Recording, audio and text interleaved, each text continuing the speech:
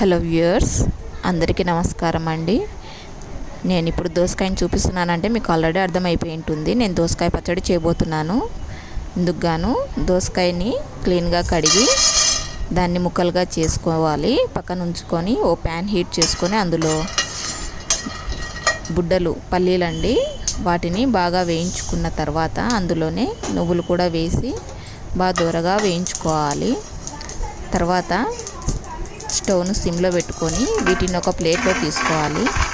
ఆ తర్వాత అదే ప్యాన్లో కొద్దిగా ఆయిల్ హీట్ చేసుకొని అందులో ఉల్లిపాయ ముక్కలు వేసుకొని వేగిన తర్వాత ఒక నిమిషము ఆ తర్వాత పచ్చిమిర్చి కూడా వేసుకొని వేయించుకోవాలి. ఈ పచ్చిమిర్చి కూడా ఒక 2 నిమిషాలు వేగిన తర్వాత టమాటాలు అవి కూడా వేసుకొని బాగా వేయించుకోవాలి. ఈ టమాటాలు, ఉల్లిపాయలు, పచ్చిమిర్చి ఒక 2 నిమిషాలు వేగిన తర్వాత అందులో కొత్తిమీర, దోసకాయ ముక్కలు కూడా వేసుకొని వేయించుకోవాలి. ఈ ప్రాసెస్ అంతా సిమ్లోనే నడవాలండి.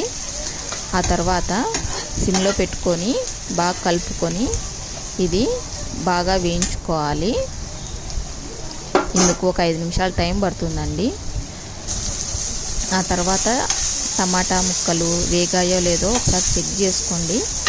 చెక్ చేసుకున్న తర్వాత దోసకాయ ముక్కల్ని కూడా చెక్ చేసుకోండి. అవి మెత్తబడితే మనకు అయినట్లే. ఇక్కడ మనకి ఇంకా దోసకాయ ముక్కలు మగ్గలేదు కాబట్టి ఇంకో 2 నిమిషాలు మనం వేయించుకుందాము. వేయించుకున్న తర్వాత స్టవ్ ఆఫ్ చేసుకొని చల్లార్చుకోవాలి ఈ మిశ్రమాన్ని.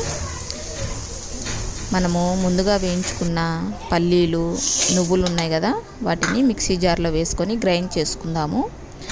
అదే జార్లో గ్రైండ్ చేసుకున్న మిశ్రమంలోనే మనం వేయించుకున్న టమాటాలు, దోసకాయ ముక్కల్ని వేసి కాస్తంత ఉప్పు వేసి దాన్ని కూడా గ్రైండ్ చేసుకొని సర్వ్ చేసుకుంటే మనకు దోసకాయ పచ్చడి రెడీ అయిపోయినట్లే. ఓకేనండి, బాయ్.